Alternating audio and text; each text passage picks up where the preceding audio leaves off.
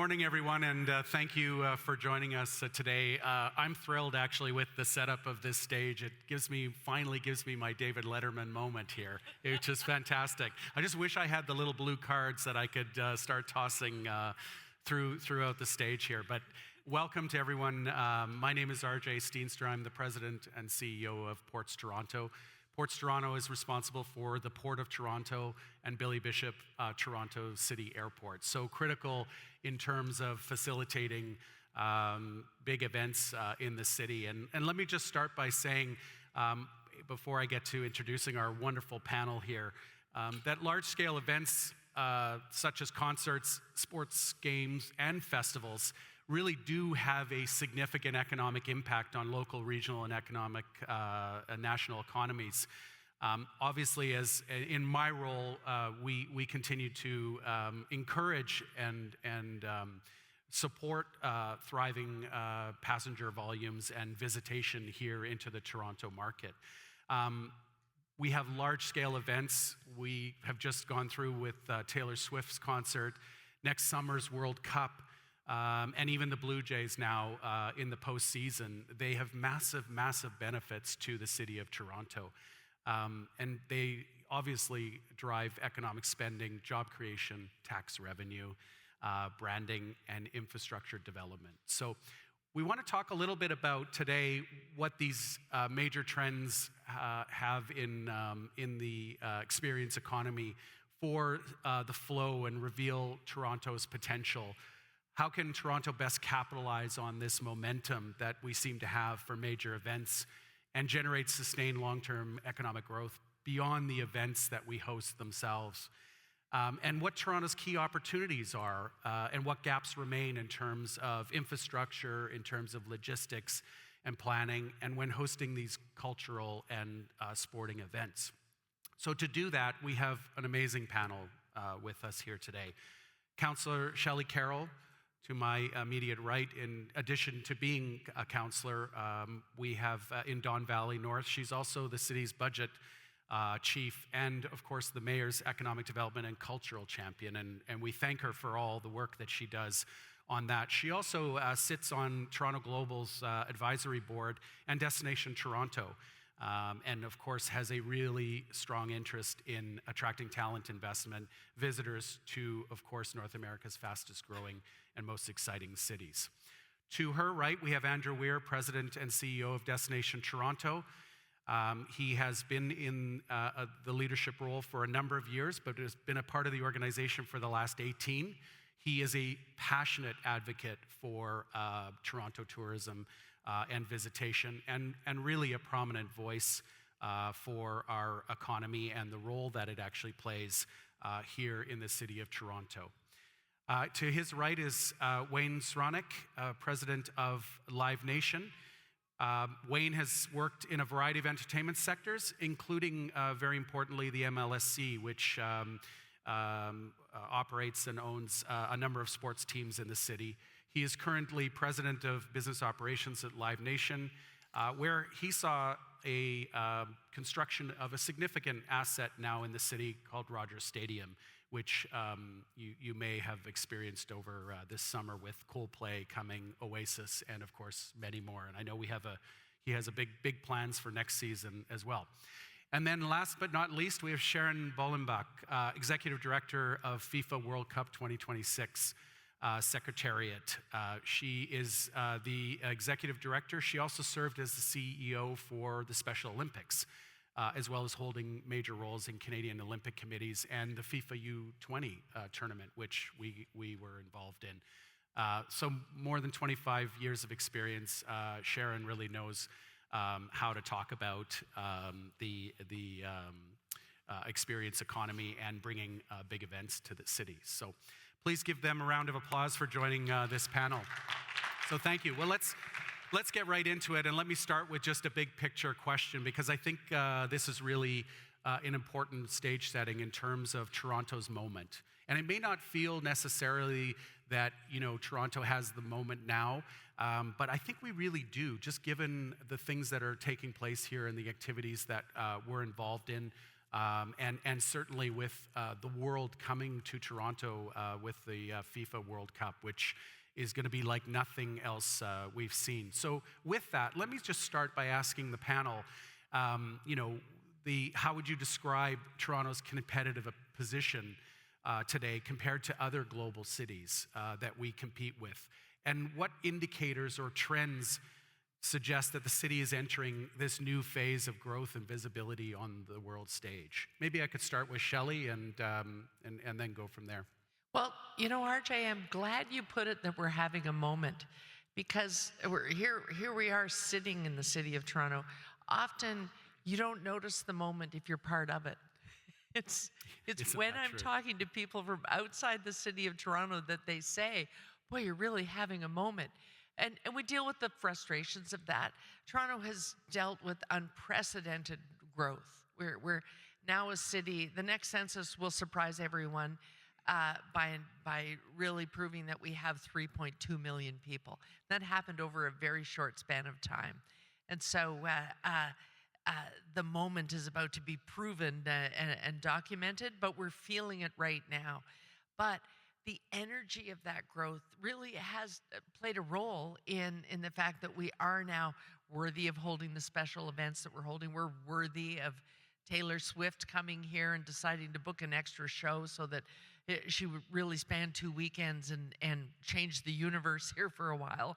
That seems like a little thing, but for a city, that was an economic spend. All of the people who went to that show spent $280 million of it, and about $60 million of it was tax revenue between the provincial and federal governments. And so all of the orders of government put some energy into that, and it actually kick-started exactly the energy we need in the city for FIFA 2026. But you also see it in the competitiveness, because here we are at the Forum of the Americas, Toronto Global Forum. We've seen international energy brought to bear and saying, you are definitely having a moment. We want to be part of this. We want to connect. We want to connect to your businesses. Who can open these doors for us? People recognize globally when the energy is pointed in a direction, and we really can help people make connections in very interesting ways in what are globally very volatile times. So I think they're looking to us not just for energy and the frenetics of having a moment, but there's a level of stability to it that means we can really help people capitalize on this moment and make connections. So Andrew, with you being at the lead of the agency that really promotes Toronto, what's your perspective on the competitiveness and how Toronto is positioned? And do you agree that Toronto is at a moment or an inflection point for going forward? Well, thank you, and welcome to Toronto for all of our visitors here. You asked before in your question about trends, so let me start there. There's a trend that we're seeing in travel and tourism, especially leisure travel now, that is, we're seeing more of it driven by events. It used to be more based on fixed attractions, right? What are the things that are in the city? What do I want to go see? And then maybe I'll look at the events that are there to fill in my time before and after. That's kind of flipped now. The equation is a little bit different. People are traveling based on a ticket they hold, whether it's a sporting event or a concert or something else, but it's the event driving the visitation. And then they're looking for the other things to fill in and round out their trip. So Toronto is well positioned for that. This is, and we talk about it a lot, this is like the downtown of an entire country. We've got the Major League Baseball team. We've got the NBA team, the only one in Canada. We're about to have the only WNBA team. This is where Oasis played this summer. We have the largest film festival. This is where the big things happen. So when you think about popping downtown for that major event, this is like the downtown of an entire country. So when you see that confluence of events, and the World Cup is really going to bring that into even sharper relief over the next year, we are well positioned for that, precisely for that reason. And it drives visitation in the short term, and all the revenue generated by people that come for those. You know, we saw just last week, we saw a 22% lift in hotel demand during the Jays-Yankees series on one night. So it shows you that, you know, having a ticket brings people into the city. But that's the immediate return. The longer term return comes in reputation, and it comes through, you know, think about, we've all been watching, again, just stick with the Blue Jays for a minute. Every city around the country has Blue Jay watch parties. And so it's Toronto's team, but it's Canada's team. And there's this embrace of these Toronto iconic images and brands that that help build long-term reputation as this is the place where the big things happen. So whether they come for the immediate event or they're just thinking about it for the future, it's helping us now, and it's helping us build our brand for the long run. So Sharon, you're at the tip of the spear right now. Obviously, we've got a massive global event coming to Toronto in July of 2026. So building on Andrew's comments about reputation and the trends that you're seeing, how do you see that intersecting with this specific World Cup event? And while it's the 7 games or 6 or 7 games, it has a brand presence for the entire country of Canada. And I'm curious how you think about that in terms of executing it operationally, but also ensuring that people have that welcome, that experience of Toronto. Like, what makes Toronto a great city to host an event like that? And then when they leave, how do they get that maintain that impression of Toronto? I'm just curious. Yeah, thank you. Good morning, everyone. Pleasure to be here. I want to also just touch on this notion of a moment. Because I think it's really important. And I think when we talk about hosting the World Cup, I think Toronto kind of put it down when they just decided to be a host. It's a bold, big decision for a city. And many cities don't make that choice. So I think Toronto, just the nature of hosting and putting it out there and being bold in that decision, it defined a moment. I also hope that the moment becomes another moment and another moment, that these moments lead to long-term vision, long-term strategy for what Toronto can be on a global stage. And I think we see that in a number of ways, and I think the World Cup is going to take that over the map. I would also, like to Andrew's point about sport and events and how they draw, I think, the World Cup is going to be something that none of us are probably really understanding the size and scope of this event. It is expected that 5 billion people are going to be watching the World Cup, and probably 5 billion people are going to be watching our first match with Canada's men's team playing. So how we present Toronto and how we wrap that up for not only visitors who are here in person and on site, but those watching is really critical to our success. And we're very focused on the fan experience. That's got to be sort of, number one. What happens at the stadium is number one. Number two, and a very close second, is the fan experience, because that is going to be what leads to that moment becoming more than a moment.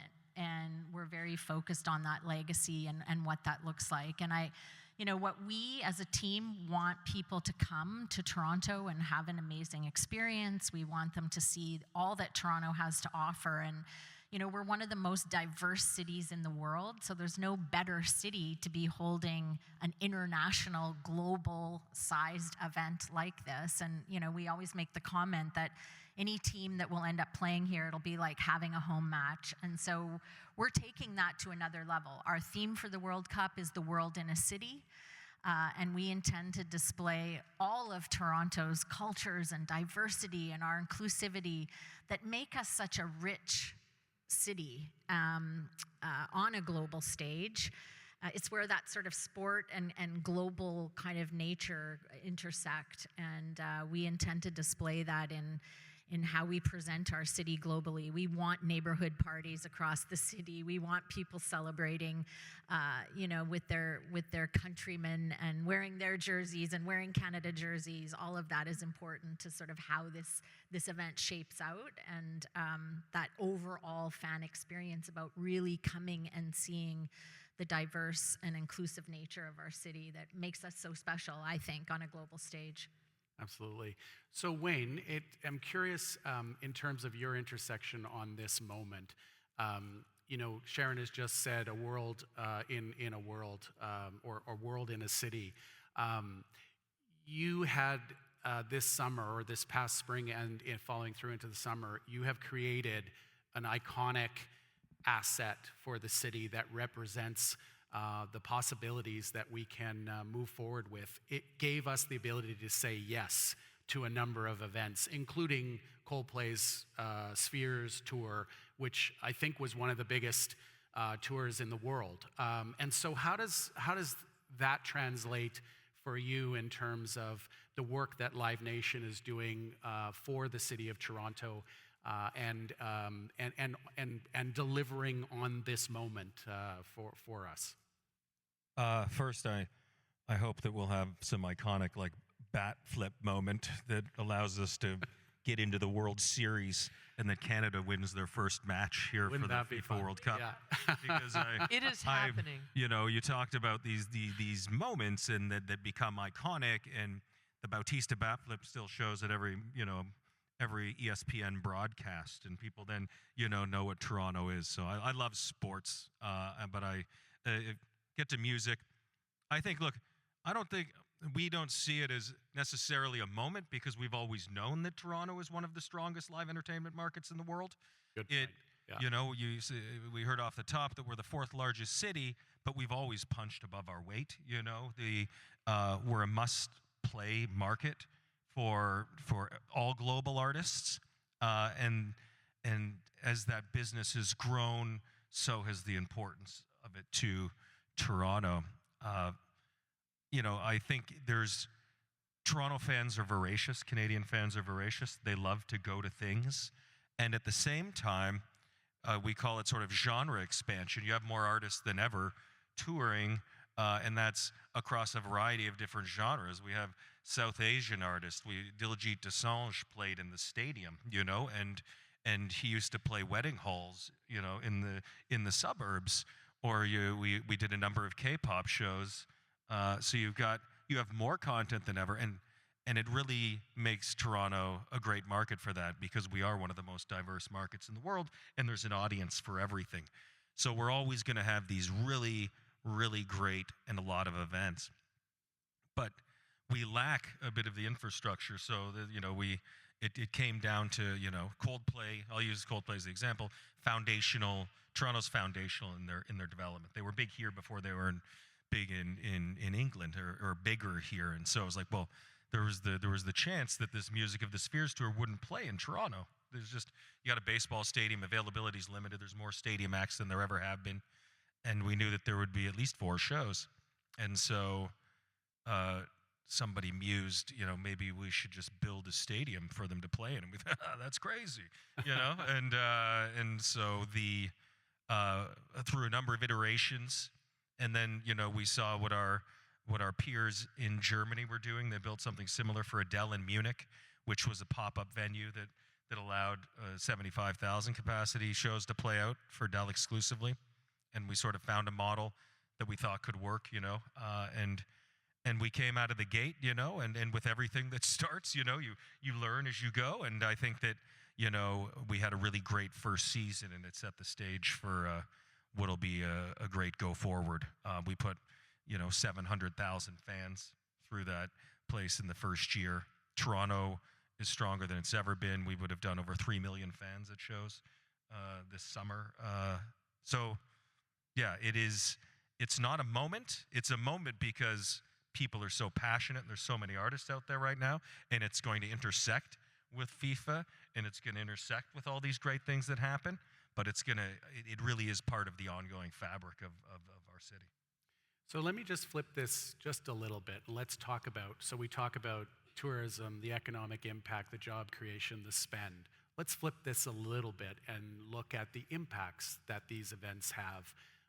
And we have to be honest to say they do have impact in different ways. How do we, and this would be to the entire panel, how do we create an equal distribution of the benefits throughout the city? As we've talked about, it's a city of neighborhoods. How do we ensure that everybody benefits from these significant events?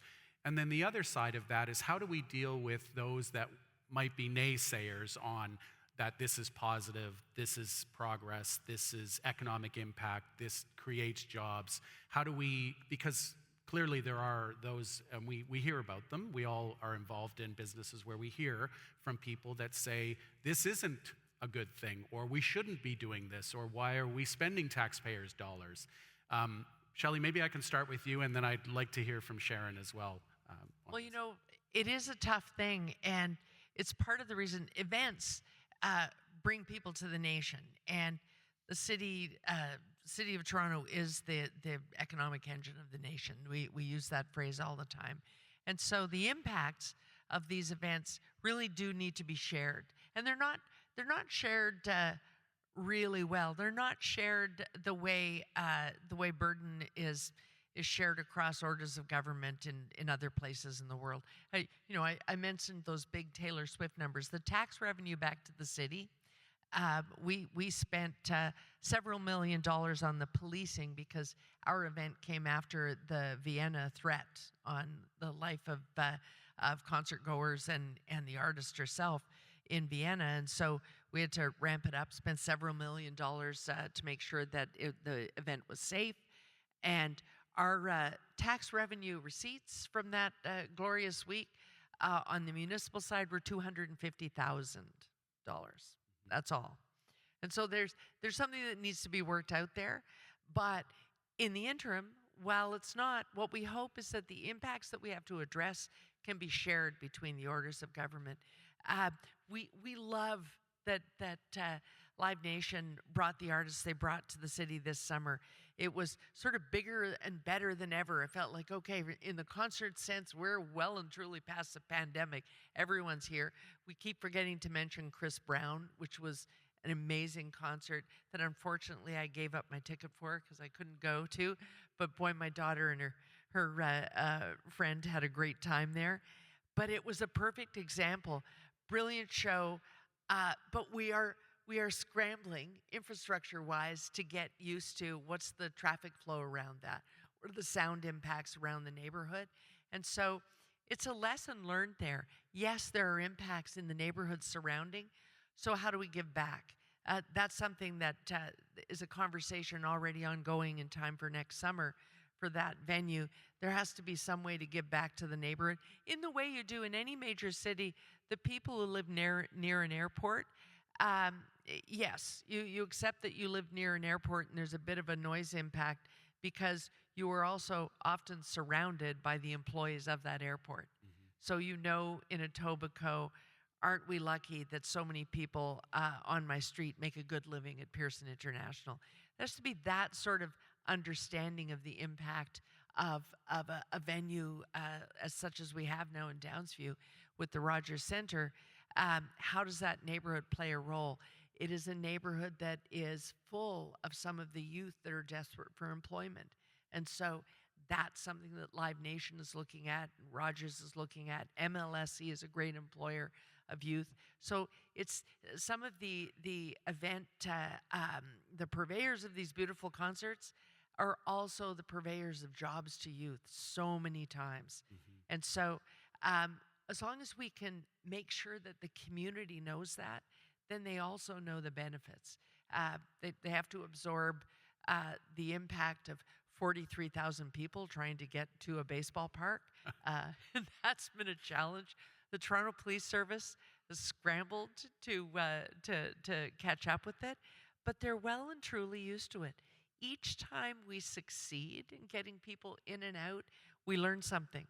And they're getting to the point now where it isn't always the chief who's the coordinator of it. The Taylor Swift event, for instance, we let the crew in a division, the unit commander said, you guys design this safety plan. Right. And so we have now, in people who are up and comers in the service, the people who can now engineer any large event. And where do you take them next? You add them to the FIFA team because they know things you need to do to make sure you have a smooth and safe FIFA event. And so we're learning from every event. We just have to make sure that we're getting that message out to the community. Mm. You're going to be safe if you live surrounding these events as much as the event goers are, but we're also learning how to move people in and out of them. And we're going to make sure that they are put on by local people in local jobs and opportunities. Every time there's an event, it's an opportunity for the people in the city to earn a living and do some learning themselves. They could be the next great Live Nation promoters. So Sharon, just to reflect on that for a moment, just in terms of the work that you're underway with FIFA, and how are you looking at that and ensuring that there's good, strong distribution across the city. And frankly, we know anyone that's attended a World Cup event, the country supporters, they fill in their neighborhoods. So little Portugal, Italy, the Dutch, I mean, it will be significant. But what's your perspective on that? Yeah, so I would say a few things on this topic. I think, as I said, just even putting our hat in the ring and agreeing to be a host city is a bold decision, and with that comes a ton of responsibility. Let's be honest. We're welcoming the globe here.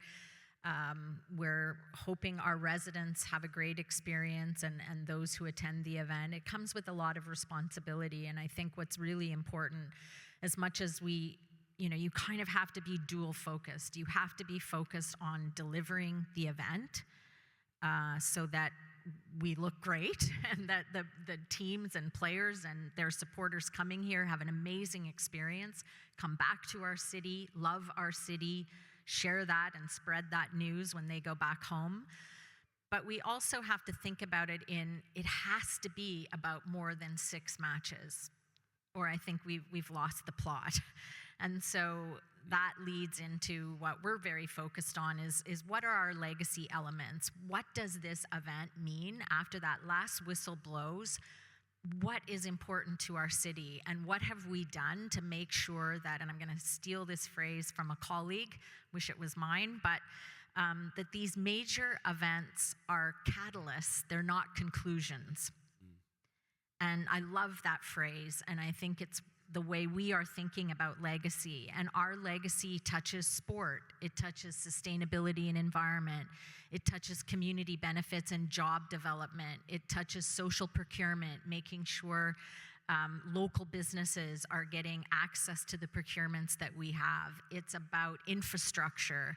At Toronto Stadium, at Centennial Park. These are all things that we are working towards building that become long-term legacies that we can honestly say when this is done that our city has benefited in a number of ways, not just maybe in the visitorship and people coming to our city for a short stay, but what happens long-term is critical. Yeah, absolutely. Andrew, a perspective from Destination Toronto on this. I think, there's so many things we're doing well. There's probably some gaps, but what's your perspective on this same? I'll quickly give you one on each side of that. Something Toronto's done well historically with major events is we've seen a lot of organizations and institutions program against the major event very successfully. So, some great examples. When we hosted the Indian International Film Academy, the Bollywood Oscars were here. The Royal Ontario Museum had an exhibition of all the Bollywood show cards, that very unique art form. The TIFF Lightbox was programming Bollywood films all week. So if you come for one event, you have a passion for whatever that may be, in this case, Bollywood films, you can now deepen that experience and more businesses benefit. We saw it with Taylor Swift when restaurants all through the city had drinks themed around some obscure lyric in some song that I'd never heard of before. But if you're a fan, it was more ways for you to benefit, more ways for you to get into that experience. And we've seen that a lot. We see it with Pride events. We see it when we had the Pan Am Games and there was Latin American art exhibitions. So I know we're going to see that for the World Cup, where we're seeing organizations all through the city program against that so that people can deepen that experience. That's something we've done well. Where I think we need to improve as a city, and others here have touched on it, is we've got to create a culture of big event hosting to a greater degree than we've been successful at doing so far. We can't be, if we are the city that we say we are, if we are the 4th largest city in North America, as the Councillor said, then we need to act like it when it comes to hosting big events. If we are one of the alpha cities of this continent, then we need to host some of the biggest, most important events in the continent. And we can't allow ourselves to think about them only in the context of traffic or in the context of inconvenience. New York hosts the UN General Assembly twice a year, and the city does not come to a standstill. So we need to be able to host world leaders, we need to be able to host major events and absorb those into the city. The reality is we can. There's smart planning happening. Again, the Councillor and Sharon have talked about what's gone into hosting FIFA, and Wayne's talked about when you bring a 50,000 seat stadium to an area of the city that's not used to having 50,000 people come, there's some growing pains associated with it, but the benefits far outweigh those. And we need to get to this culture of yes and this culture of embracing major events because the benefits are so significant. So Wayne, Andrew has just said we need to get to a culture of yes. Your endeavor with the stadium, 50,000 person stadium, I'm sure there were a lot of no's to start with. How do you get to did you get to the yes? I'm fascinated by that. But also thinking about what Sharon has said in terms of it being a catalyst for future activity, for, it's not the only venue you guys look after and book. You have smaller venues, you have mid-sized venues. How is it a catalyst for you in terms of further concerts and attractions? Well, first of all, we should be able to shake it off, for the right. Fair enough. when we're hosting these large events. I recognize that one. Because everyone is talking about Taylor. But I can't remember what I was going to say now. God damn it. But I think the city, we can do this stuff. I think it feels like we overblow when we talk about it, the impact it's going to have. We're like, oh my God, we have to do this. I'm like, we do this. We do it, like we host, we do sold out shows at Rogers Center all the time, Right. So Taylor comes for a bunch of shows. I get it's Taylor, and she comes with all of the global media attention, so we put our best foot forward for sure. But we do it, and then it's like, oh my God, FIFA, and everyone's like, I'm getting out of town when that happens. I'm like, well, what? Like, we do it all the time. So I think it's like this, culturally, we just have to, as Andrew said, we just act like it. Like, we just do these things because we're grown up and we're big now, and like, it's not a big deal. We know what we're doing. We have the expertise. We have some of the best event producers and people that can do this in the world. I use Rogers Stadium as an example. It was an undertaking unlike anything that has ever really been done. And so we had to bring in experts from around the globe, but what comes from that, the legacy of that at a producer level, is that now we have this expertise domestically and a whole team that you said can go and produce things at FIFA, can go produce large-scale events. Councillor Carroll talked about, employment and how we make sure those benefits are in the communities that we operate. I think it's like, the city has a strategy to move events out of the core because the core is very congested, but so it's great. Hey, it's coming out of the core, but when those events come out of the core, they come with all of the issues that happen in the core when those events happen.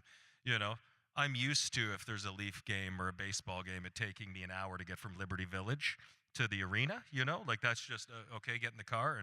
But when you go north of the 401, it's a very different expectation. And you have to learn from traffic flow and you have to make it better. For sure, you're constantly seeking to improve the way it goes, but inevitably, you're bringing 50,000 people to a community where it didn't happen before, and so that's going to have some disruption. So I think we do job fairs in the communities in which we go. We hired close to 1,000 people locally to work at these events, both in the food and beverage and other parts of our business up there. We talk to local businesses that benefit from having those audiences there. But yes, I think we structure the rules. Our bylaws are structured such that I think we found a balance that says we can do these events and minimize the impact on the community, but that's not to say that it's no impact on a community. So, and we continue to work with them locally wherever we go to make sure that we're doing the best that we can. So, as the councillor said, we'll continue to evolve as we go into next season with Rogers Stadium in particular. But it is a catalyst because we look at the Ontario Place redevelopment. The amphitheater's 30 years old now. We want it to be there for Torontonians for the next 50. It's the best amphitheater in North America, if not the world. Mm-hmm. It does the most number of shows. It sits on the lake. It's downtown. It's a real gem. Toronto, and I'll say this, Torontonians are very lucky that they have an arena, a baseball stadium, a soccer stadium, and an amphitheater that are all within walking distance of the central train station. Yeah. It is unheard of. So we'll continue to make... And if I might add, an airport that's 10 minutes walk Sorry, from. that's right. You can fly in, you can gig trip right into town, stay at Yeah, I'll just plug Fairmont, York. Billy Bishop, enjoy Toronto yourself City for the Airport, weekend. folks. But yeah, continued investment is because essentially the strength of this and the catalyzing of all of these events proves the hypotheses that yes, we can build businesses around this, which Yes. allows you to invest in new things. So Andrew, Wayne brings up a really good point here, which is that, yes, we get focused on these really big events like the World Cup, once in a lifetime event, or maybe twice in a lifetime, but probably once in a lifetime. Taylor Swift on tour, Oasis coming on tour. But I would imagine the bulk of visitation, the bulk of the events, the bulk of the work that happens here in Toronto is with conferences that are mid-sized. How do you put that into the context of the environment that we have here in Toronto? Well, the conference business is so important to the city, partly because of the volume. It's hundreds and hundreds of thousands of visitors that come for that. Thank you all for being part of that math today. But it's foundational business because it tends to book years in advance. So we know now we're able to put these bedrocks of the business into place for 2028, 29, 30, 31, and then other business fills in around that, which makes it so important. And like any major event, these events have an impact in the short term. Hundreds of thousands of visitors come, they spend money here, they stay at hotels, they eat at restaurants. But there's a long tail to it as well because aside from the reputation lift, this is how we build key economic sectors. If we're going to build a thriving life sciences sector in Toronto, one of the ways to do that surely must be to host the most important and influential meetings in that sector. Bring the thought leaders from the world to interact with our institutions and our thought leaders. And the same is true in finance or any other sector. So we see that again, with any major event, you see that immediate economic impact, but then the long tail that these events have. Sharon, thinking again about the World Cup, can you give the audience here a sense of what they can expect through the number of days that obviously the tournament goes way beyond the time frame that we're hosting games, but what can we expect here in Toronto through the 6-week tournament? Yeah, so it's going to be fun. I'll start with that. The city's going to be busy and popping with excitement and fandom of all things football, soccer. Toronto is hosting 6 matches. This is the largest World Cup ever, with 48 teams and 104 matches total. It's over 3 countries. If people weren't aware of that, Canada is one of 3 with Mexico and the US. And we are one of 16 host cities. The other Canadian host city is Vancouver, who will be hosting 7 matches. So definitely an important part of our Canadian sports story and Canadian moments. We will be hosting, our first match is June 12th. And that game will include Canada's national team. We don't know the countries playing here yet. That will be determined in the draw that takes place on December 5th. So that's a huge milestone for us in our planning. We'll know the countries that will be coming here and playing here, and then can target some of our other marketing and some of our other strategies and neighborhoods, of course, when we know the countries that will actually be playing here and in the city, and can plan around their fans that follow them and their supporter groups, etc.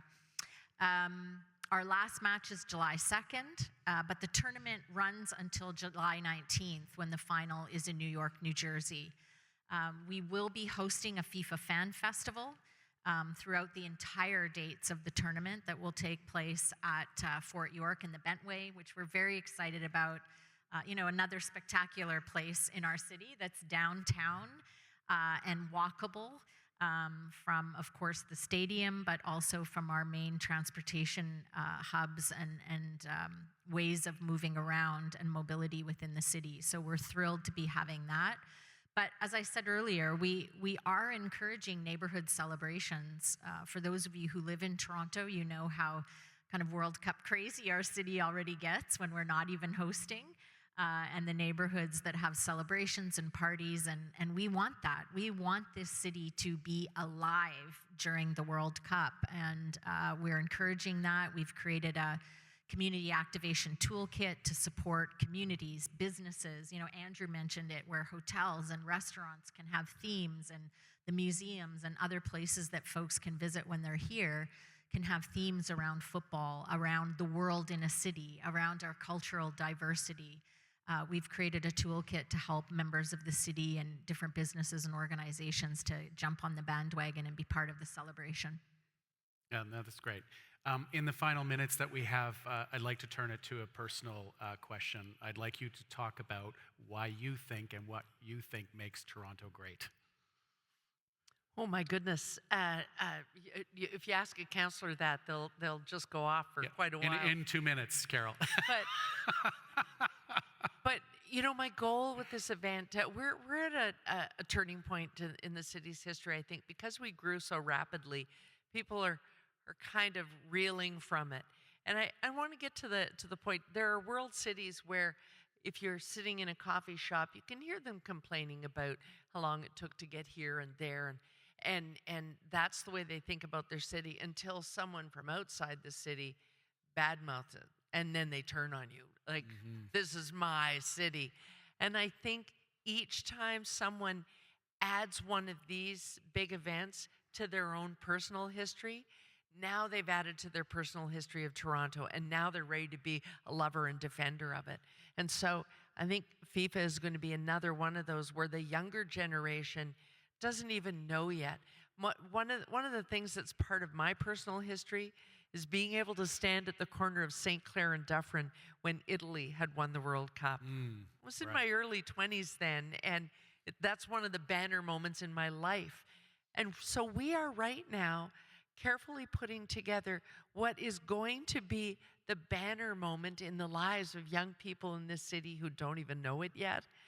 And that's what I love about my role in the city, and it's what I love about a big city. You see its big moments happen before you, and you know you're changing the lives of young people. Yeah, well said, well said. Andrew. You know, there's just this parallel track of the big stuff happening and then all the little stuff all through the city. And I learned something new about this city every single day. It comes with the job. It's a wonderful feature and perk of my job is having the opportunity to learn so much more about it. But I try to take cues from visitors. We walk around the city and we see construction as this thing we have to walk around and it's in our way. And visitors come and they see, wow, you guys are really building here. And if we adopt that visitor mindset, it's really a special place that you can see there's that momentum and there's just something new around every corner, something new to discover every single day. Thank you. Wayne? I love the city because I love to eat, and I think it's got the best food in the world. I also love that it's a city of neighborhoods, and mostly I love that it feels like it's in a constant state of becoming, you know? And I think evolution is important to every city, and so, you know, you should never feel like we're there. We should always feel like we're aspiring to something, and I feel like we do that, and we do that by doing ambitious things, so. Well said. Sharon? Yeah, I'm similar to you. I really appreciate Toronto for its diversity, and I'm a small town girl from Manitoba. So to live in a big global city like Toronto, with all its diversity and what that brings with it, like entertainment and culture and food and really interesting things, but then be able to live in my neighborhood and feel like I kind of have a small town around me, and I can walk to my local coffee shop and my bakery and my little grocer and all of those really cool things. That's what I love about Toronto, that you can sort of tap into all the big city stuff, big sports, big entertainment, all of those things, and the diversity and the food and cultural experiences, but you can also sort of have your neighborhood moment as well. Neighborhood moments. We have a lot to be proud of here in Toronto for what's happening today, but also what the future is. I want to thank my panelists here today for sharing your perspective. Please join me in thanking them. Thanks very much for your attention as well. And that's a wrap. Thank you.